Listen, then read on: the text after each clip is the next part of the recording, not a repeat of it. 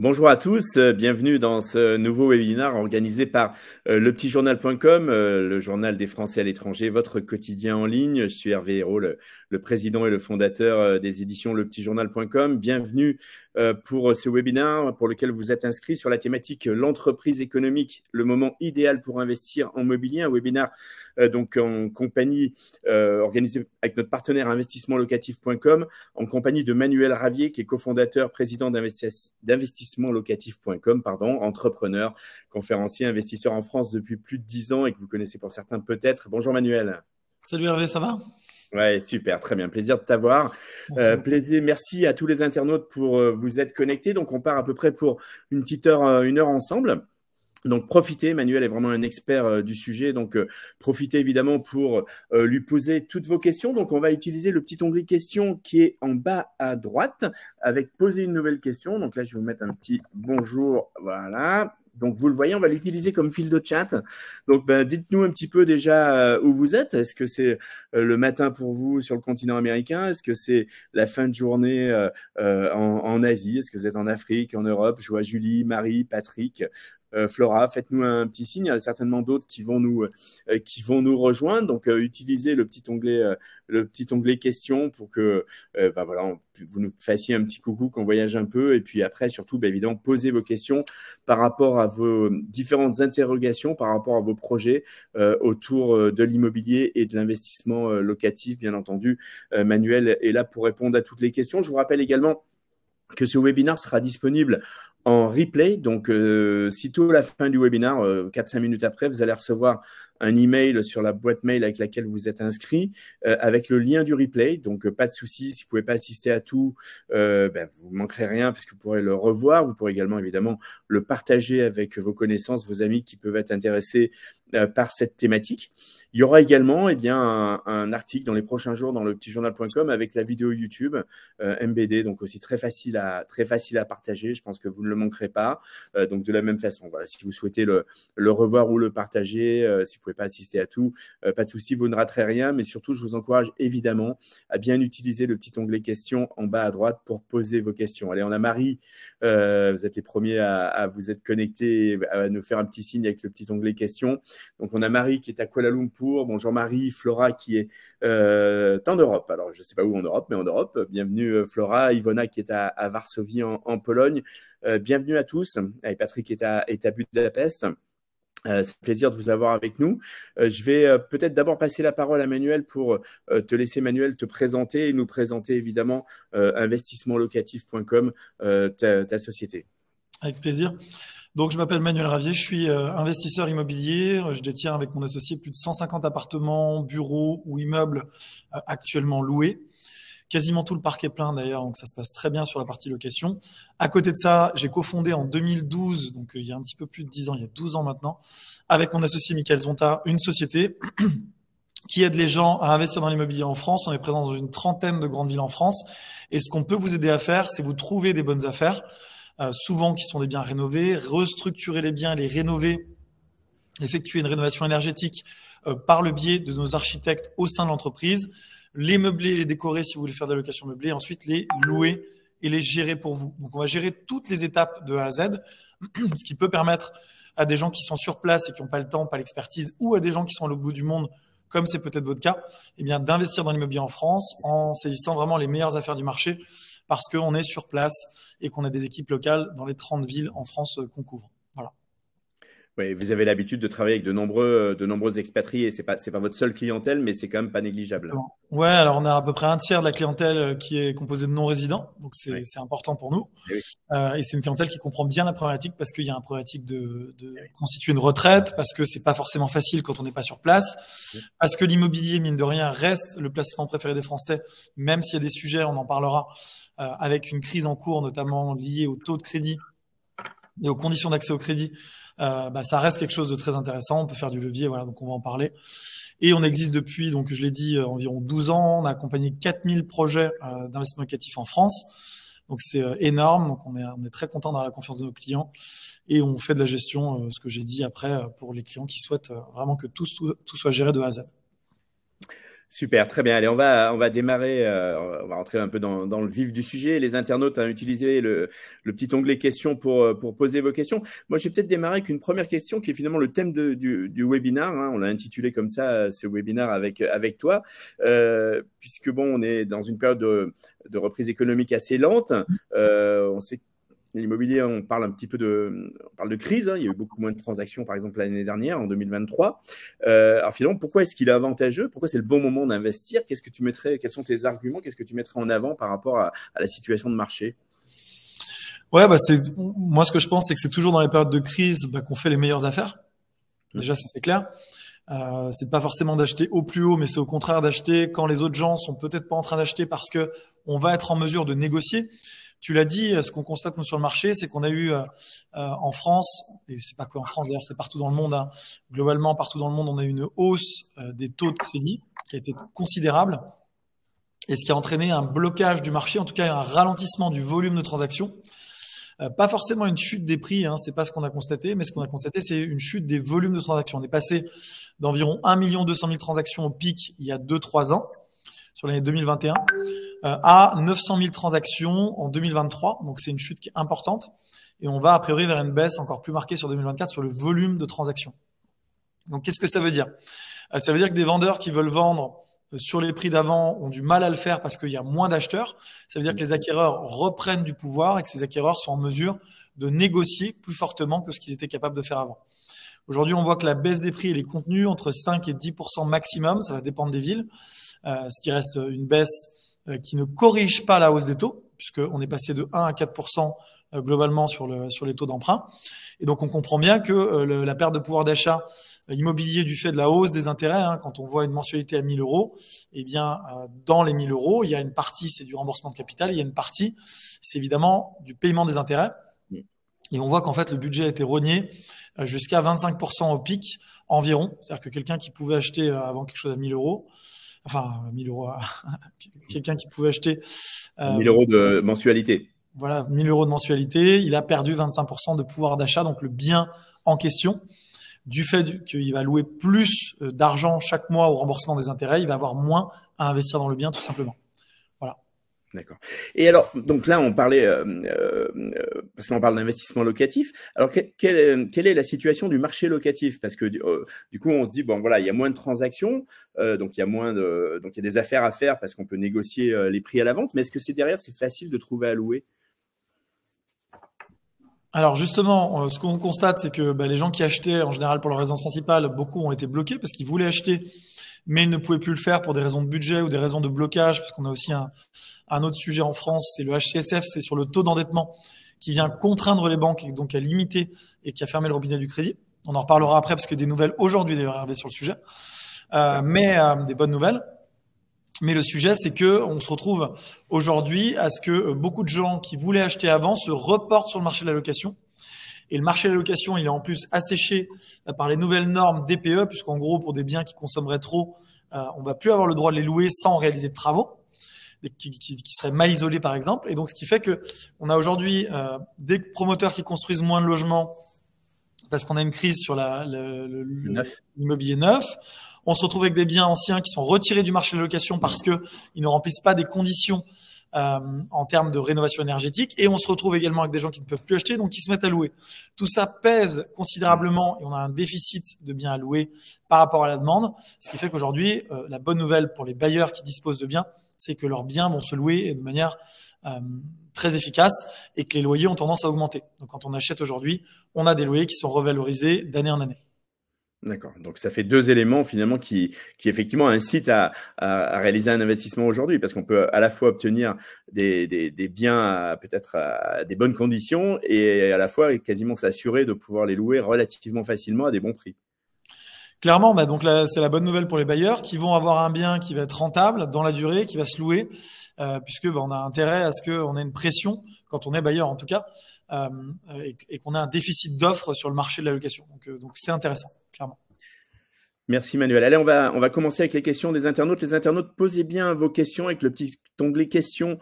Posez une nouvelle question en bas à droite. C'est très facile à utiliser. Soyez pas timide. On a la chance d'avoir Manuel avec nous pendant une petite heure. C'est le moment. Allez, Myriam pose une première question. Elle demande, quand on mentionne location meublée, on pense souvent aux petites surfaces. Y a-t-il un marché pour la location meublée de surface de 60-70 mètres carrés? Si oui, pour quel type de locataire? Et est-ce que finalement, c'est vraiment intéressant ou est-ce qu'il vaut mieux pas avoir deux biens de 35 mètres carrés? Je provoque pas, mais je pose la question. Oui, alors il y a un marché. On va avoir des gens qui peuvent être des cadres en mobilité. Ça peut être de la location pour des entreprises. Ça peut être justement des expats qui sont placés par des entreprises françaises parce qu'ils sont en mobilité.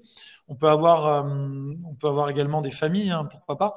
Le sujet, comme tu l'as dit Hervé, c'est qu'on aura toujours plus de rendement sur des petites surfaces ou alors sur du 70 mètres carrés. On va faire de la colocation de manière à rentabiliser encore plus le bien, tout simplement. Et ça, c'est un système qui fonctionne bien aujourd'hui, la colocation. Ça se loue assez facilement, ça nécessite pas, il n'y a pas trop de turnover, ça se garantit plutôt bien. Ça dépend des marchés, en fait. On a quelques marchés qui peuvent être saturés, donc faut être quand même précautionneux sur le marché qu'on adresse, comme pour tout type de produit d'ailleurs immobilier. Mais le sujet, c'est que la colocation permet de rentabiliser énormément. Par exemple, si vous êtes à Marseille, pour un 70 mètres carrés, vous allez avoir plus 50% de loyer entrant pour la même surface. Ah oui, d'accord, c'est énorme. Donc, on vient faire exploser son rendement locatif et ça vaut le coup. À Marseille, ça fonctionne par exemple très bien. C'est un exemple. Hein. On fait beaucoup de colocs à Marseille et ça se loue hyper bien. D'accord. Très bien. Quels sont les types de… Parce que là, du coup, on a évoqué la colocation. Sinon, quels sont les types de biens que vous travaillez essentiellement, que vous recommandez? Est-ce que, par exemple, le saisonnier, c'est intéressant? Est-ce que plutôt du centre-ville, plutôt de la périphérie? Comment tu travailles, Manuel, et quelles sont vos recommandations? Alors, on va fonctionner sur différents types de produits qui sont à chaque fois des produits rentables. On va avoir les studios et les T2 qui sont très rentables. On va s'adresser à une typologie d'étudiants et de jeunes actifs. On va avoir ensuite de la coloc pour les appartements de plutôt grande surface parce qu'on veut être rentable. Hein. Donc là, pour répondre à Myriam qui posait la question dans le chat, effectivement, si on louait une famille, on sera toujours moins rentable. Et on va ensuite passer sur des immeubles entiers, immeubles de rapport qui vont être composés de plusieurs appartements, qui peuvent être plusieurs appartements de type studio, T2 ou colocation. Toujours sur cette typologie de produits. Sur le sujet de la courte durée, effectivement, ça peut être très intéressant. Ça va dépendre des villes. La problématique de la courte durée, c'est que c'est interdit ou en tout cas très encadré dans la plupart des grandes villes françaises. Donc, il faut être prudent et bien respecter surtout les règles en vigueur. On est encore capable de faire de la courte durée. Par exemple, on le fait au Havre, on le fait à Toulon, on le fait dans certaines villes. On peut faire de la compensation à Nice, par exemple. Je sais que tu habites, Hervé, donc on fait des choses encore dans ces villes. Mais il faut bien faire attention aux règles en vigueur. C'est pas aussi simple que ça. On peut pas simplement dire j'achète un bien et je le mets en location courte durée. Il faut vérifier que le règlement de copro ne l'interdit pas. Et il faut vérifier que la législation de la ville le permet également pour être dans la loi et ne pas se retrouver avec des amendes. Ouais, d'accord. Est-ce que t'as évoqué tout à l'heure le DPE, alors c'est le diagnostic de performance énergétique, hein, je crois. Est-ce que tu peux nous dire un petit peu ce que c'est, parce que nos internautes sont souvent un petit peu partout dans le monde, et qu'on comprenne bien et qu'on comprenne aussi en quoi ça influe sur le marché et quel est l'impact pour les acheteurs potentiels? Bien sûr. Donc, tout simplement, la France se veut à la pointe en matière donc de transition énergétique. On le voit, on fait beaucoup d'efforts sur la partie environnementale.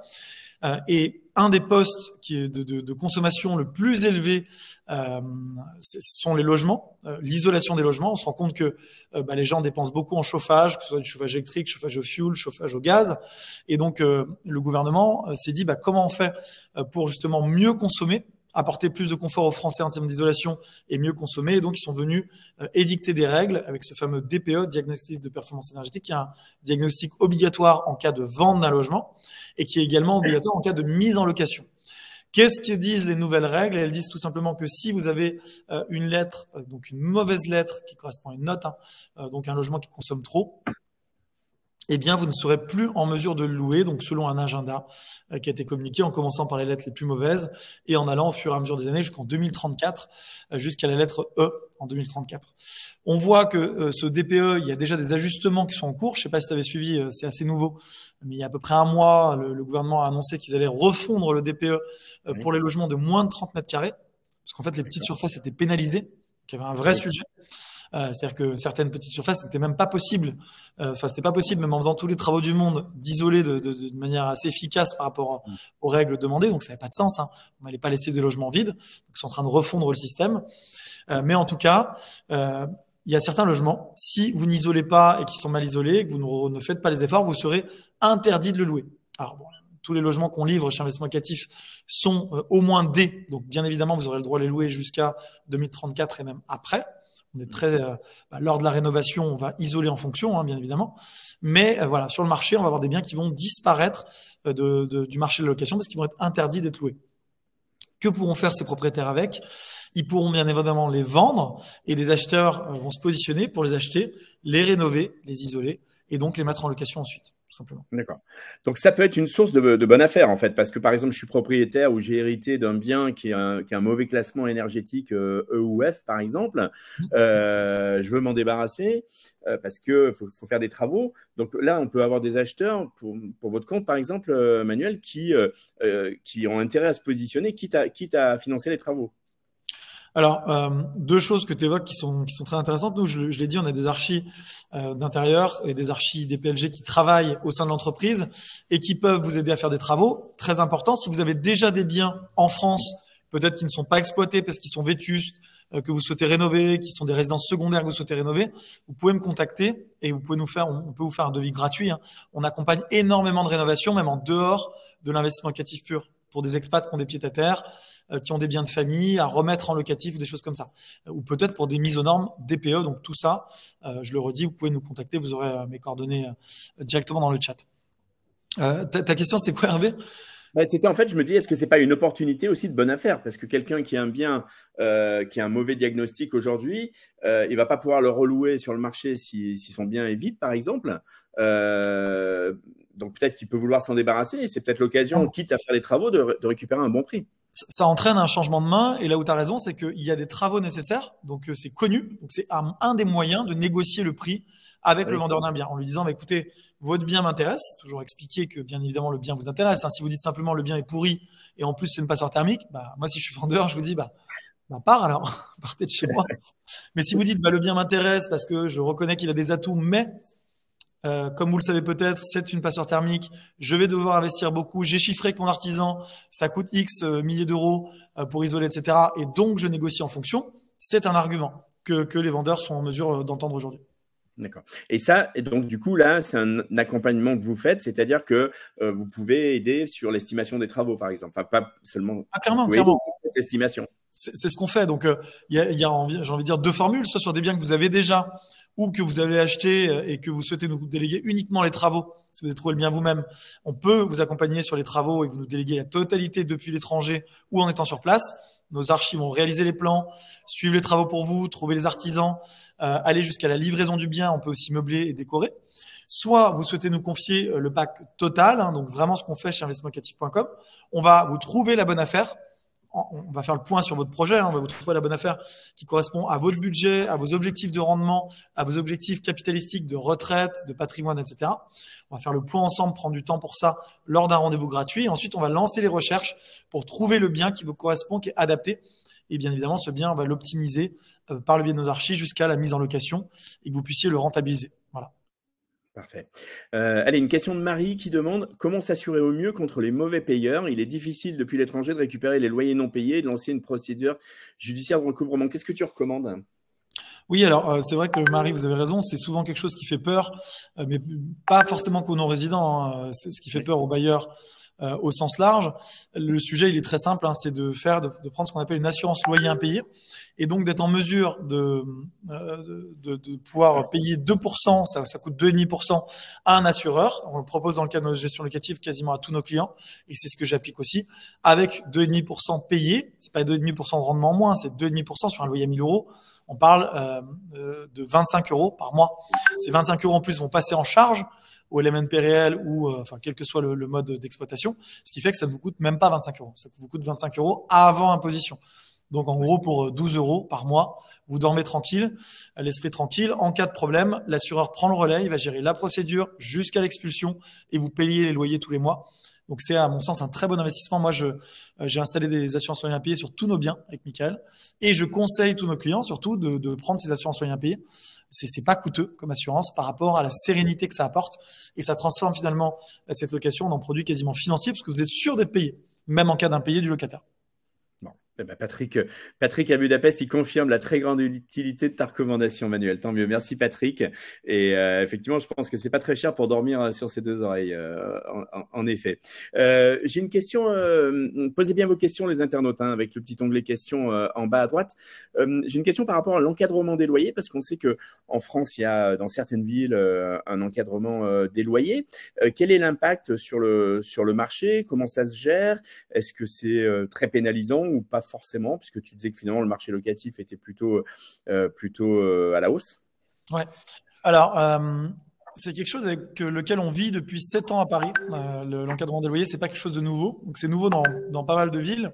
Pardon, j'ai des notifications dans tous les sens. Tac.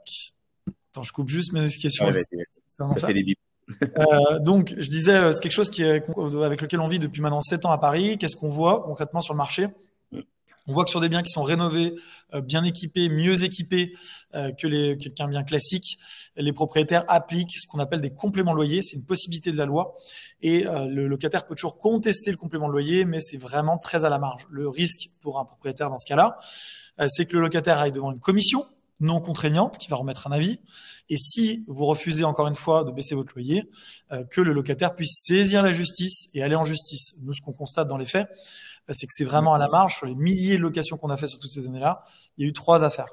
Sur les 3, il y en a 2 qui ont abandonné, une qui allait au bout. Celle qui allait au bout de cette affaire de contestation du complément de loyer, tout simplement, le propriétaire a dû rembourser le complément de loyer sur la durée, donc 1 an et demi.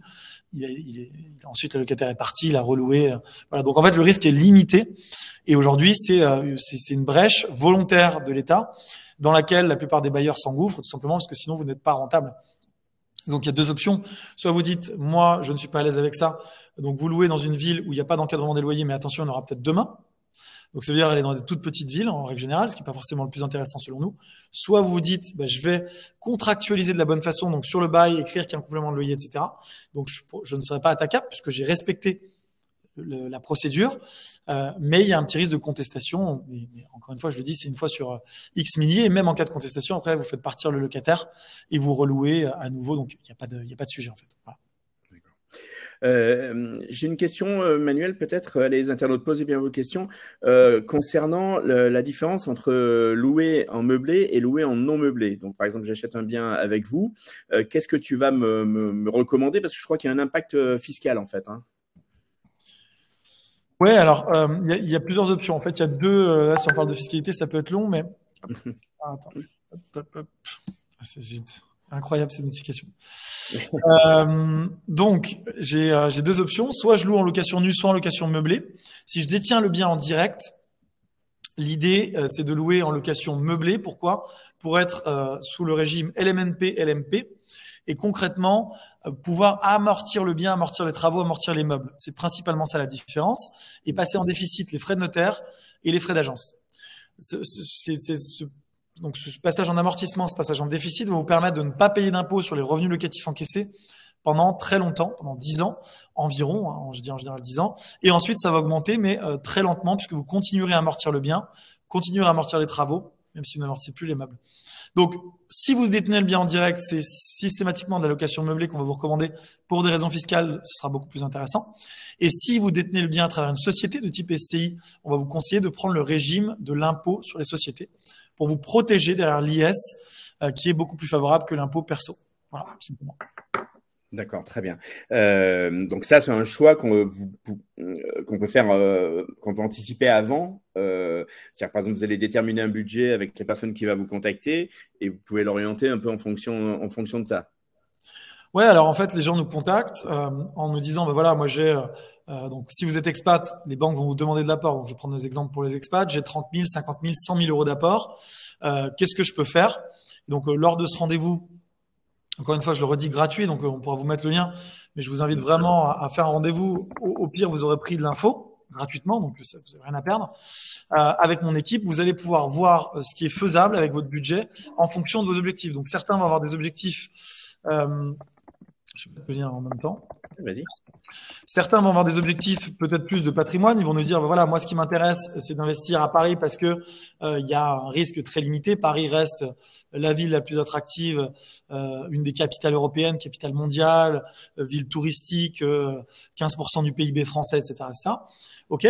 Donc, à ce moment-là, on va vous trouver une bonne affaire adaptée à votre budget, adaptée à votre stratégie parisienne. Donc, même à Paris, on peut aller dans le 6e arrondissement qui est ultra patrimonial et très cher à l'achat avec très peu de rendement, ou on peut aller dans le 19, 20e qui vont permettre d'avoir plus de rendement tout en restant sur Paris. Donc, c'est pas du tout les mêmes quartiers, c'est pas les mêmes typologies d'investissement. On va pouvoir vous conseiller là-dessus. Et puis après, on peut aller sur tout un éventail de villes selon vos souhaits, parce qu'on est prêt en 30 villes en France. On peut vous proposer de la courte durée à Toulon, de la coloc à Marseille, un placement à Nice qui va être à la fois rentable et peut-être être un pied-à-terre pour plus tard avec un achat plaisir. Et ça compte. Voilà, donc on est vraiment capable de s'adapter. Et ça dépend de chaque client. Donc il faut pas hésiter à nous contacter. Une fois qu'on a défini le projet, on va lancer les recherches. Vous allez nous signer un mandat qui ne vous engage à rien. Le paiement est au succès. Donc seulement si on trouve le bien et que vous l'achetez. Vous signez un mandat de recherche qui reprend le cahier des charges qu'on a fixé ensemble, donc que vous avez fixé. Et là, on va vous proposer des biens. Quand on vous trouve un bien qui correspond, on va vous présenter tout le projet, le prix d'achat du bien, le montant des travaux, le montant des meubles, les loyers futurs qui sont estimés par nos équipes. Et à partir de ce moment-là, vous dites oui ou non. Et si vous dites oui, vous allez avancer sur la signature d'un compromis. Ensuite, la recherche du financement, l'acte authentique. Donc, vous devenez propriétaire chez le notaire. Vous devenez propriétaire. Et là, on va démarrer les travaux jusqu'à la livraison d'un bien rénové et optimisé. D'accord. Et vous apportez donc l'ensemble du service sur la chaîne. En revanche, c'est pas vous qui vendez les biens en fait. Hein. Alors, nous, les biens, on va les trouver. Donc, on va chasser des biens pour vous. Hein. C'est vraiment l'intérêt du service, c'est que on représente l'acheteur et non pas le vendeur. Une agence classique va représenter le vendeur. Hein. Ils vont essayer de vendre le bien à tout prix. C'est pas vous le vrai client. Alors que nous, on va chasser des biens. Donc, on va trouver des biens par particulier, par agence, par notaire, par tous nos réseaux, avec 60 chasseurs sur le terrain en France. Et l'objectif, c'est qu'on trouve les meilleures affaires du marché pour vous, en vous représentant vous, donc uniquement avec un objectif de défense de notre client, qui est l'acquéreur, qui n'est pas le vendeur. Oui. Et du coup, au meilleur prix, alors que l'agence, elle a plutôt tendance à vouloir vendre le plus cher possible. Avec un conseil indépendant sur le meilleur prix et puis une vision locale, systématique. Ouais. Est-ce que tu parlais par exemple de Toulon, de Marseille, du Havre? Est-ce qu'il y a des villes en particulier où le marché a vraiment du potentiel? On a longtemps eu Bordeaux dans le passé, mais Bordeaux est devenu assez cher. Est-ce que et comment vous positionnez un petit peu? Est-ce que finalement ça n'a pas d'importance, ou pour vos clients ça peut aussi avoir de l'importance d'être plutôt à tel endroit qu'à tel endroit? On a vraiment différents types de clients. On a des clients qui nous disent, moi, peu importe, ce que je veux, c'est avoir un bien rentable. Et donc, ils sont à l'écoute de nos conseils sur les villes qui fonctionnent bien en ce moment. Puis, on a d'autres clients qui nous disent, moi, j'aime Nice, parce qu'encore une fois, mon projet, c'est peut-être à la retraite d'avoir un appartement à Nice pour partir de temps en temps en vacances et y vivre peut-être une partie de l'année. Et donc là, on sait s'adapter. Mais sur les villes qui fonctionnent bien, on a, comme tu l'as dit, il y a différents types de villes. La ville de Lyon, par exemple, qui fonctionne un petit peu moins bien. Alors, ça ne veut pas dire que Lyon n'est pas intéressant, mais Lyon a tellement monté que les prix sont élevés et que ça a tassé les rendements. Si je dois comparer les villes patrimoniales entre Bordeaux, Paris et Lyon, on va privilégier Paris. Mais on est capable de vous accompagner à Bordeaux parce qu'on a des clients qui nous disent, OK, Manuel, Paris, c'est cool, mais moi, j'ai des origines à Bordeaux. Je suis attaché à la ville, c'est à Bordeaux que je vais investir. On a une équipe sur place. On est en capacité de vous accompagner, bien évidemment, à Bordeaux. En ce moment, Paris retrouve de l'intérêt parce que les prix ont légèrement baissé sur les dernières années et qu'on pense que les fondamentaux économiques de Paris restent excellents. Donc, ça reste une ville où moi, je continue d'investir, par exemple, et où beaucoup de clients continuent d'investir. Après, on a des villes comme Nice, où on peut encore avoir du rendement tout en étant sur une ville patrimoniale et une ville qui attire énormément. On a bien évidemment Marseille qui a commencé à se valoriser sur les 5 dernières années, mais qui a encore un fort potentiel selon nous. On va en Bretagne être capable de vous accompagner à Vannes. On va être capable de vous accompagner bien évidemment à Lille et dans la périphérie lilloise, Metz, Nancy. Enfin, on a beaucoup de zones géographiques sur lesquelles on est en mesure de vous accompagner. Voilà. Montpellier, je cite pas toutes les villes, mais on a beaucoup de villes, donc il faut nous solliciter. Quel est le ticket de départ selon toi? C'est-à-dire à partir de combien on peut réaliser un investissement et sur lequel vous pouvez intervenir? On démarre à 100 000 euros tout inclus environ, même un petit peu en dessous. Mais pour les non-résidents, on va être en général plutôt autour de 150 000 minimum. Pourquoi? Parce que les banques vont refuser de financer des projets trop petits. Trop petit pour eux. Hein. C'est pas moi qui dis que c'est trop petit, mais par exemple, si on arrive avec un projet à 80 000 euros et qu'on dit à la banque, je vais emprunter 60 000, elle n'aura pas envie, la banque, de monter un dossier pour vous pour un montant aussi petit, entre guillemets, parce que la banque ne va pas assez y gagner. Donc, on démarre à 100 000, tout inclus. Quand je dis tout inclus, c'est achat, travaux, mobilier, frais de notaire, honoraires, donc tout inclus, tout ce que vous dépensez.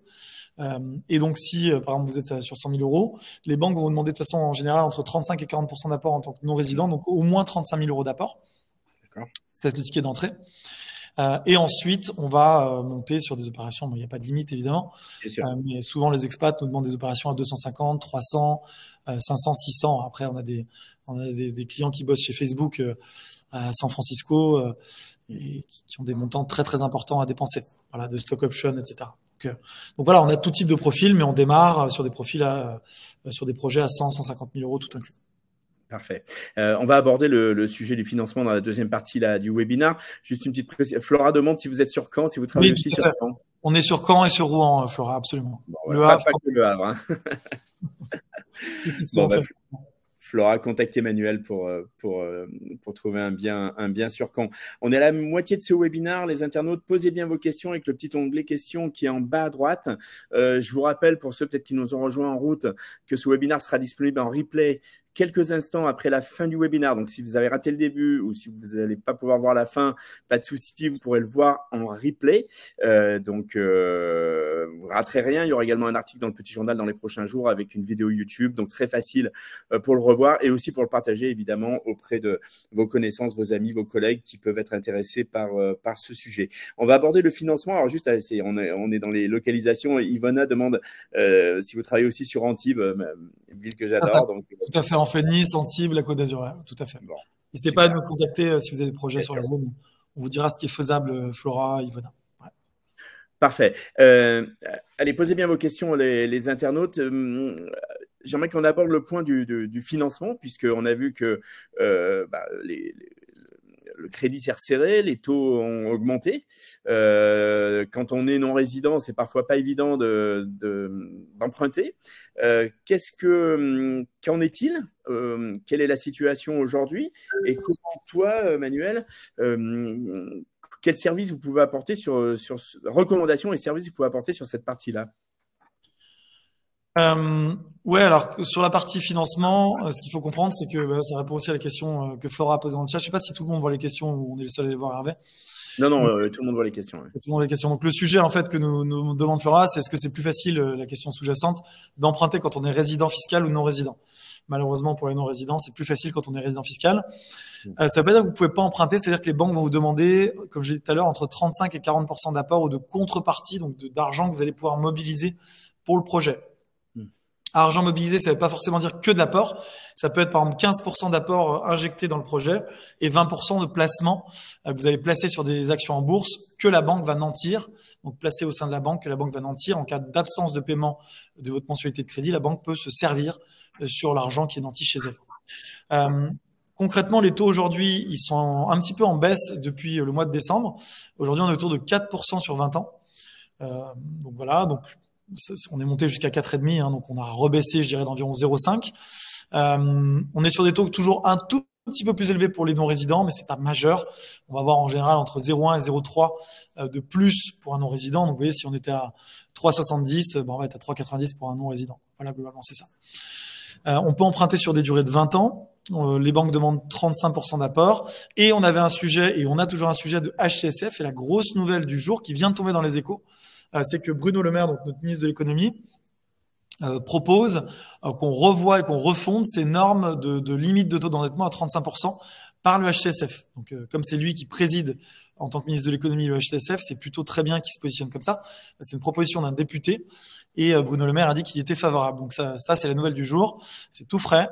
Ça veut dire que concrètement, on devrait avoir plus de facilité à emprunter et à déroger à la règle des 35%. Ça veut dire quoi? Ça veut dire que si vous avez des gros revenus, un reste à vivre suffisant. Imaginons quelqu'un qui, surtout c'est souvent le cas des expats, leurs revenus sont plus élevés que les revenus des Français qui résident en France, très souvent. Parfois même, ils sont logés par leur employeur, etc.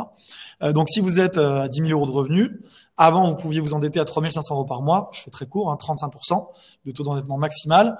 En fait, ça n'a pas forcément de sens puisque vous avez assez de reste à vivre. Vous auriez peut-être pu pousser jusqu'à 45 ou 50% de taux d'endettement comme c'était le cas avant la règle du HCSF. Donc là, on risque de revenir sur cette règle. Donc, ce sera plus facile dans les prochains mois, je pense, d'emprunter.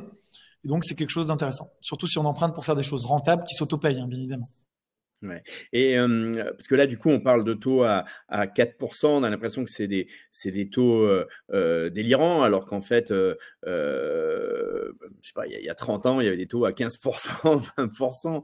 Donc, évidemment, c'est un impact sur les intérêts. Mais peut-être un point important, Manuel, que tu rappelles souvent, mais qui me semble très important, c'est que les taux peuvent se renégocier en France. Oui, c'est ça. Alors en France, quand vous empruntez, en tout cas en tant que particulier, donc si vous achetez à travers une SCI, LIS, c'est autre chose. Mais si vous empruntez en tant que particulier, la bonne nouvelle, c'est que aujourd'hui vous allez profiter justement de ces taux élevés pour négocier le prix du bien de manière plus importante. Est-ce qu'on entend un bruit derrière moi, Hervé? Non. Non, ça va? Ah, super. Non. Parce qu'il y a du bruit, il y a un petit peu de bruit. Non, c'est bon. C'est bon. Parfait. Donc, on va pouvoir acheter aujourd'hui, comme les taux sont plus élevés, on va pouvoir négocier plus fortement le prix du bien à l'achat, parce que le marché est un peu grippé du fait de la hausse des taux, comme je l'ai dit. Donc, on va faire des bonnes affaires à l'achat. On va emprunter à 4%, mais ce qu'il faut garder en tête, c'est que quand les taux vont rebaisser, ils ont déjà commencé à baisser. Si dans 2 ans, on redescend à 2% de taux, ce qui ne serait pas du tout impossible, bien au contraire. On pense finir déjà à 3% à la fin de l'année. C'est ça les hypothèses, fin 2024. Donc, on pourra renégocier ou faire racheter son crédit ou le négocier directement avec sa propre banque à la baisse, ce qui va vous permettre finalement d'avoir acheté pas cher du fait de la crise et de la hausse des taux et de pouvoir bénéficier de taux bas dès qu'ils vont rebaisser. Donc, vous aurez payé une mensualité à 4% pendant 1 an, 2 ans. Et derrière, dès que ça rebaisse, vous allez retrouver à renégocier à la baisse ce taux. Donc, vous pouvez très bien vous retrouver avec un taux à 2% en ayant acheté un très bon prix d'entrée, ce qui serait la situation idéale. Et renégocier son crédit en France, c'est très facile. Je crois que la banque ne peut pas refuser. Il y a des pénalités, mais qui sont très faibles, c'est ça? Ouais, c'est ça, exactement. Donc, concrètement, on est un pays qui protège énormément les particuliers, et notamment face aux banques. Et donc, on a plusieurs possibilités légales qui sont prévues par la loi. C'est on peut faire racheter son crédit avec une clause de remboursement anticipé qui va être limitée à maximum 2 trimestres d'intérêt. Donc, ça veut dire 2 trimestres d'intérêt, donc pas de mensualité. 2 trimestres d'intérêt, c'est peu. Et on va pouvoir également, à tout moment, renégocier son assurance emprunteur, ce que je vous conseille de faire si vous avez déjà des prêts en cours, ce qui peut faire économiser juste sur l'assurance emprunteur des dizaines de milliers d'euros sur la durée du prêt. Donc, on peut renégocier assurance emprunteur, taux d'intérêt, et on peut même, il y a une autre clause, exercer, si vous avez des prêts en cours, ce qu'on appelle la clause de modularité. Si vous avez des prêts, par exemple, que vous avez souscrit à 1%, sur simple demande à votre banque, c'est prévu au contrat. Vous pouvez réétaler de 10% tout en conservant votre taux de 1% que vous avez eu. Donc, en gros, vous rallongez votre prêt de 10% de la durée restante. Imaginons que vous ayez emprunté sur 20 ans, pour être concret. Ça fait 5 ans que vous remboursez, il vous reste 15 ans de crédit. Eh bien, vous allez avoir 10% des 15 années restantes, qui vont être rajoutées à la durée. Ce qui fait que votre mensualité de prêt, si vous remboursez 1 000 euros par mois, elle va baisser de 1 000 euros à 900 euros par mois. Sans pénalité, sans que ça vous coûte de l'argent et sans que le taux augmente. Donc, c'est comme de l'argent gratuit. Si vous étiez à 1%, aujourd'hui, les taux sont à 4%. Là, vous récupérez 10% de la somme à 1%. C'est super. Moi, je l'ai fait sur tous mes prêts en cours. Et vous pouvez faire la demande dans votre espace sécurisé directement de votre espace en ligne de banque ou en écrivant à votre banquier. Et il ne peut pas vous le refuser sur des prêts perso. C'est magnifique. Bon, c'est effectivement un bon conseil, très bon à savoir. Donc, si je comprends bien, Emmanuel, en tous les cas, les taux, ils vont de toute façon vers la baisse. Donc, du coup, ça ne doit pas être un frein à l'achat aujourd'hui. Non, moi, je suis encore une fois, j'ai fait 3 opérations immobilières là sur les 6 derniers mois, je dirais, avec des taux qui sont élevés. Enfin, qui sont élevés, qui sont ce que je vous ai dit, entre 4, je suis même plus élevé que ça. J'étais à 4,9 moi sur celui que j'ai fait en décembre, TAEG, donc avec l'assurance incluse. Mais je sais que je vais le renégocier, donc peu importe, j'ai fait une très bonne affaire à l'achat. Et je sais que ce taux, dès qu'il va rebaisser, je vais pouvoir le renégocier avec la banque, donc ça me pose pas de problème parce que c'est du court terme. Je me dis, je paye des intérêts peut-être un peu trop élevés, mais sur du court terme, sur un an et demi, et ensuite je vais le renégocier. Et le dernier point, c'est que les intérêts d'emprunt passent en charge également, qui viennent gommer de l'impôt. Donc, quand je paye 4% de taux d'intérêt, en vérité, ça me coûte pas 4. Après impôt, ça me coûte la moitié, 2. Voilà. D'accord. Allez, les internautes, posez vos questions. Il nous reste un gros quart d'heure avec Manuel. Le petit onglet poser une nouvelle question. Soyez pas timide. Vous avez certainement des projets, des interrogations. C'est le moment de poser vos questions. J'aimerais savoir, parce que tu as parlé t'as dit les Français aiment bien l'immobilier. On parle souvent de valeur refuge. Quel est, par rapport aux autres placements aujourd'hui, finalement, pourquoi tu trouves que ça reste un placement, enfin, c'est pas que ça reste, c'est un placement qui est particulièrement attractif en ce moment de faire de l'investissement locatif? Non, bah après, je suis pas là pour opposer les classements. Si on regarde la crypto sur les 6 derniers mois ou les sur les 6 derniers mois, ça paraît plus intéressant. Après, le problème de la crypto, et j'en fais un petit peu, hein, c'est que je me rappelle que la dernière fois, j'avais déjà beaucoup gagné il y a 3 ans, puis tout perdu, divisé par deux. Donc en fait, c'est très très volatile. Je pense qu'il faut pas opposer les placements. C'est bien de diversifier ses placements. Peut-être que vous puissiez faire de la bourse en achetant des ETF. Qui sont peut-être la solution la moins coûteuse, la plus sécurisée en bourse. Je suis pas conseiller boursier, mais faire de l'immobilier, l'avantage c'est que vous investissez de l'apport, donc de l'épargne que vous allez sécuriser et protéger de l'inflation d'un côté, mais surtout vous utilisez l'argent de la banque sur une partie importante en fait de votre placement, et c'est ce qui fait que vous avez un effet de levier qui vous permet de vous enrichir. Donc je pense que l'immobilier, on le voit, il y a énormément d'intérêt. Un autre intérêt en protection de l'inflation, c'est que votre mensualité de crédit elle est fixe en France, parce qu'on n'est pas à taux variable, hein, dans 95% des cas. Donc chaque mois, vous allez rembourser 500 euros par mois, par exemple. Okay, vous allez avoir 500 euros de loyer entrant au début, sauf que c'est revalorisé tous les ans, selon l'indice IRL. Donc votre loyer est revalorisé. Donc là, cette année, c'était 3,5% la revalorisation. Moi, j'avais un loyer à 500 euros, il est passé de 500 euros à 517 euros. L'année d'après, c'est 540 euros, quelque chose comme ça, etc., etc. Et on voit que sur la durée, en fait, vous avez un effort, une contribution finalement avec votre mensualité d'emprunt qui reste fixe, et votre loyer qui va tendance à avoir augmenté dans 5 ans, 10 ans, 15 ans, 20 ans. Voilà, vous avez un prix du bien qui augmente, vous avez des loyers qui augmentent, et vous avez une part du capital détenu par la banque qui, elle, diminue puisque vous remboursez chaque mois. Donc l'immobilier, on s'enrichit énormément avec ça, hein, avec ce type de placement. C'est pour ça que les Français trouvent que c'est le meilleur placement. On s'enrichit à condition de bien sélectionner, bien évidemment, les emplacements, de choisir des produits qui soient rentables et surtout des biens que vous pourrez louer dans la durée. Donc attention à ce que vous faites quand même sur l'immobilier.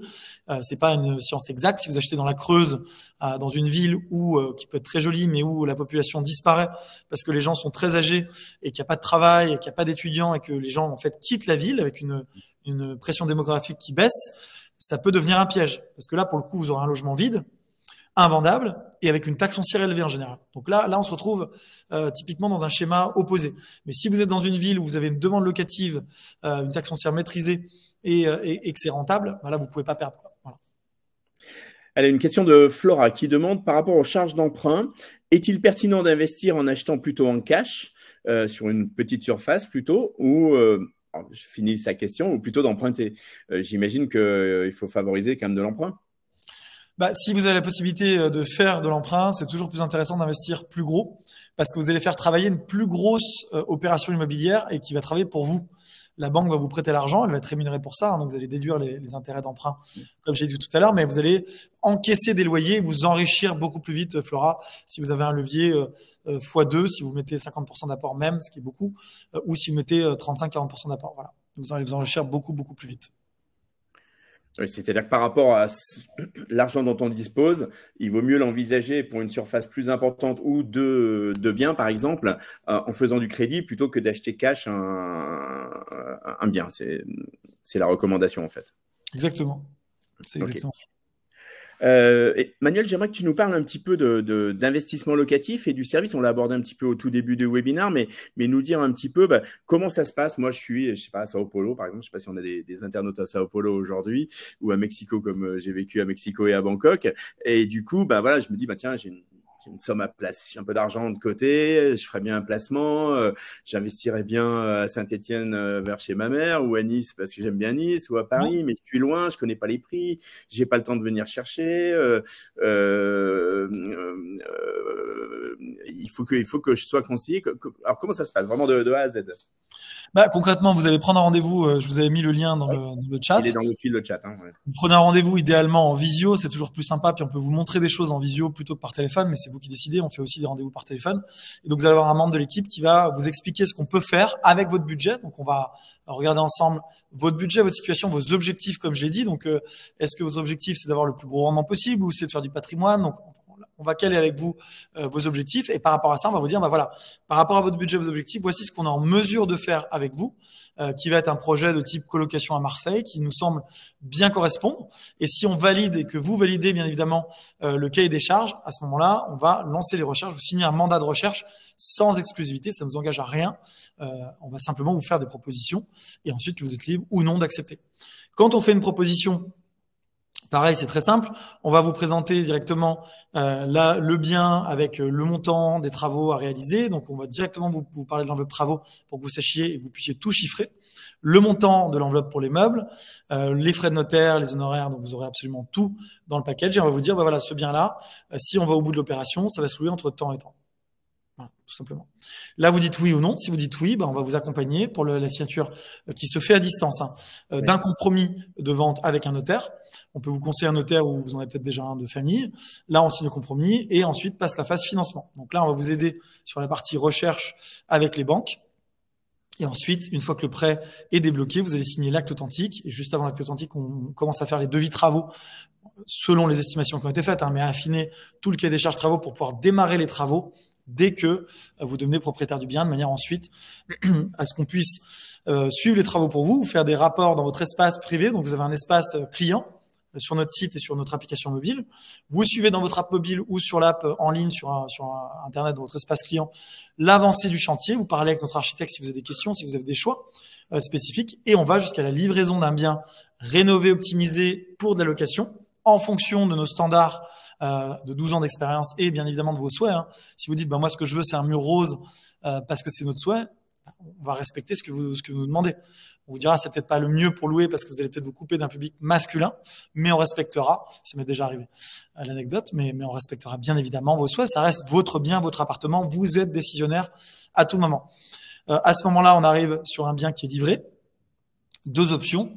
Soit vous décidez de le faire gérer par votre maman parce qu'elle est à côté et vous dites, moi, je ne peux pas payer une agence en gestion, ma maman va s'occuper, elle prend le relais. On lui donne les clés, elle va faire la mise en location, gérer tout. Soit vous continuez à nous déléguer la mise en location et la gestion. Et là, on s'occupe d'absolument tout jusqu'à la mise en place du locataire et on vous reverse les loyers, tout simplement. Très bien. Donc, ça veut dire qu'on peut absolument faire à 100% à distance sans même voir le bien, en fait. Exactement. Parfait. Quels sont tu parlais de rendement, quels sont les rendements qu'on peut attendre sur des projets actuellement? J'imagine que ça dépend, comme tu l'as dit, un peu s'il y a une vision plus patrimoniale ou selon les cœurs de ville, mais à peu près, quels sont les rendements qu'on peut espérer? Attends, juste un truc. Vas-y. Donc, quels sont les rendements qu'on peut espérer? Donc, on peut espérer entre 4%, je dirais, de rendement, donc tout inclus. Donc, le rendement, comment il se calcule déjà? C'est le loyer annuel, donc loyer x 12 mois, divisé tout simplement par donc le loyer x 12 mois divisé par le montant total du projet. Ok. On peut espérer entre 4% et globalement 10%. Si on est sur de la courte durée à Toulon, on peut même des fois dépasser les 10%. Mais c'est parce qu'on a un mode d'exploitation beaucoup plus dynamique avec de la location courte durée qui peut être plus rentable. Sur du 4%, on va être sur de l'opération parisienne, clé en main, donc achat, travaux, meubles, frais de notaire, honoraires, tout inclus, et on prend le loyer annuel, on divise par 12 et on arrive à ce rendement. Alors, il faut savoir que le rendement, ça c'est le rendement de l'opération immobilière, ce rendement il est dopé par l'effet de levier du crédit. Votre argent investi tourne à plus de 4% ou à plus de 10%, puisque encore une fois on a mis du levier. C'est tout l'intérêt. Si vous comparez ce placement avec un placement sur une action en bourse qui délivre 4%, vous allez avoir plus d'enrichissement et plus d'argent du fait, encore une fois, du levier bancaire. Voilà. Bien sûr. Quels sont les frais que vous facturez, qui sont associés à vos services, et est-ce qu'ils sont intégrés du coup au rendement et aussi aux charges qu'on peut déduire? Donc nous, ce qu'on facture, ça va être un pourcentage de l'opération globale puisqu'on gère toutes les étapes du projet et on facture 8,4% TTC du montant de projet, 7% hors taxe. Comment ça se passe? On va vous facturer en plusieurs parties, une partie à l'acquisition du bien, une partie sur la partie travaux. Et il faut savoir que nos frais vont passer en déficit. Donc en fait, quand on facture 8%, ça vous coûte pas 8% parce que ça veut dire gommer des impôts. Pour la même règle fiscale, chaque dépense vient gommer des impôts, donc ça va vous coûter environ la moitié par rapport à si vous gériez tout seul la même opération. Sachant qu'on vous fait gagner de l'argent à l'achat, sur le suivi des travaux, à tous les niveaux. Voilà, c'est ça l'idée. Et est-ce que vous aidez éventuellement à vos clients aussi à la revente? Je sais pas, imaginons j'achète un bien cette année, vous vous en occupez, vous m'aidez à le trouver, vous le mettez en gestion et dans 10 ans, je veux le revendre. Est-ce que c'est également une partie sur laquelle vous aidez vos clients? Bien sûr. Oui. Bien sûr, on a aussi une cellule vente, donc on peut aider on vend d'ailleurs même des biens qui sont pas en investissement locatif. On fait vraiment de la gestion. On propose aussi les services en séparé, donc on fait aussi de la gestion locative. Si des clients ont déjà des biens, peut-être que là des gens qui nous regardent veulent faire rénover des biens, veulent les mettre en location, veulent vendre des biens. On fait tout ça, bien évidemment. Donc on peut. Notre but en fait, c'est d'être un guichet unique, vraiment pour tous les non-résidents qui nous regardent et qui se disent, je dois faire des travaux, j'ai besoin d'un interlocuteur de confiance. Eh bien, on a tous ces services-là au sein du groupe. Et on est en mesure, et les clients qui passent par nous sur un service, souvent, nous disent, j'y avais pas pensé, mais je voulais rénover un bien pour doper sa rentabilité. On va les aider aussi sur tout leur patrimoine. C'est vraiment l'objectif. Super. Allez, les internautes, c'est le moment. Si vous avez une toute dernière question, parce qu'on va arriver au terme de ce webinaire, je voulais avoir un petit peu, Manuel, ta vision sur la tendance du marché. On a parlé un peu de cette année, mais même, je dirais, sur un peu plus, pas de boule de cristal, mais sur les 2, 3, 4 prochaines années, comment tu vois les choses? Parce qu'on a l'impression que c'était un peu un palier aussi, parce que ça avait beaucoup augmenté pendant des années. Donc, il y a eu un petit peu un tassement.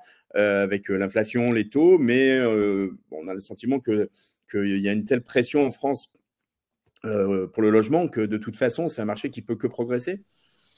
Oui, tout à fait. Donc là, on est sur un moment, le marché immobilier, il augmente, on continue, mais c'est pas linéaire, évidemment. C'est-à-dire qu'il y a des phases de plateau, il y a toujours des phases de consolidation dans tout moment de hausse. C'est pas linéaire, ça fait pas comme ça. Ça monte, ça consolide un petit peu et ça repart. Et là, ce qu'on pense, c'est que du fait des taux, on est sur clairement un mouvement de consolidation. Donc, il n'y a pas eu de crack sur les prix. Je l'ai dit, on a eu des baisses, mais elles sont contenues. En revanche, ce qui est sûr, c'est que la monnaie va continuer à se dévaluer et donc les prix de l'immobilier vont continuer à monter, les prix des actifs vont continuer à monter. C'est comme ça depuis 50 ans. Si vous regardez les courbes sur les prix de l'immobilier, c'est ainsi parce que tout simplement, la valeur de l'argent diminue du fait de l'inflation. Donc, ça va continuer et les prix de l'immobilier vont repartir à la hausse.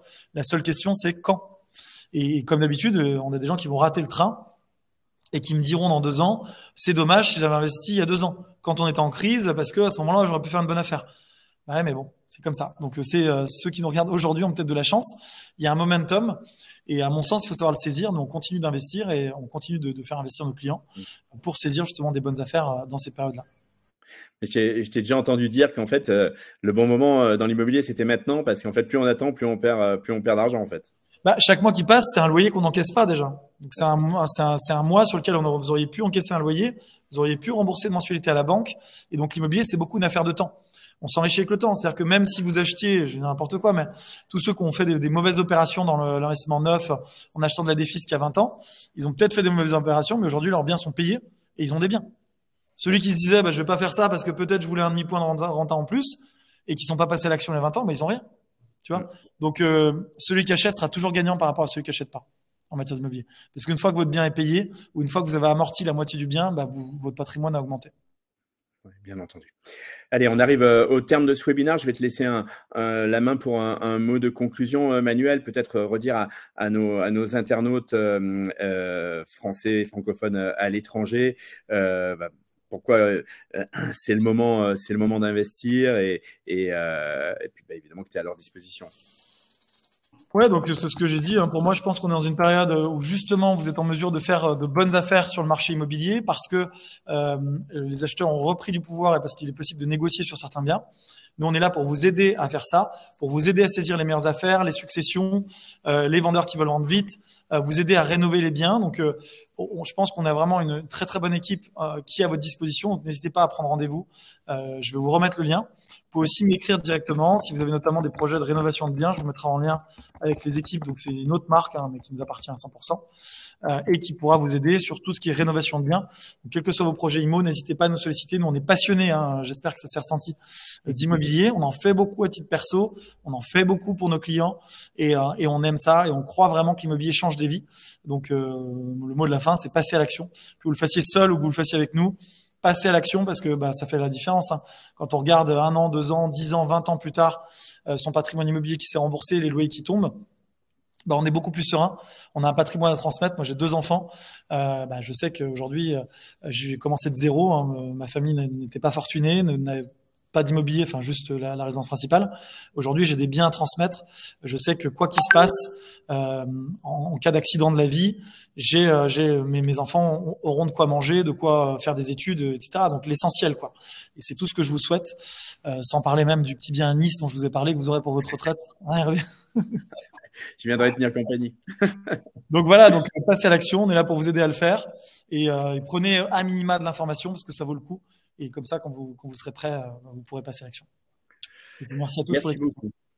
Merci Manuel Ravier, cofondateur, président d'investissementlocatif.com. Merci pour cette conférence. Merci à tous les internautes. Je vous rappelle que dans quelques instants, vous allez recevoir le lien du replay. Donc, n'hésitez pas évidemment à le revoir et à le partager. Il y aura l'article dans le petitjournal.com également dans les prochains jours avec la vidéo YouTube.